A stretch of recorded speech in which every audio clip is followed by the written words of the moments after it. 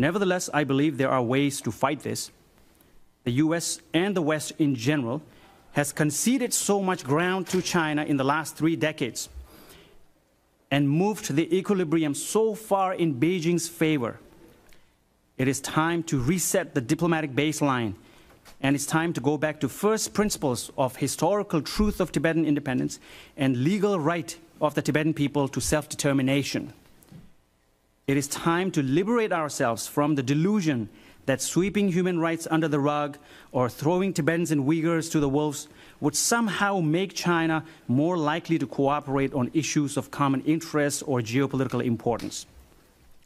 The best way to counter China's transnational repression is to proactively support the Tibetan, Uyghur, and Hong Kong people's transnational decolonial advocacy for human rights and self-determination, and strengthen the Chinese people's long-standing struggle for democracy and freedom.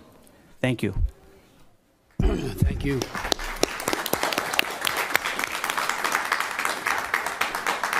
Thank you very, very much, all of you, for that tremendous testimony.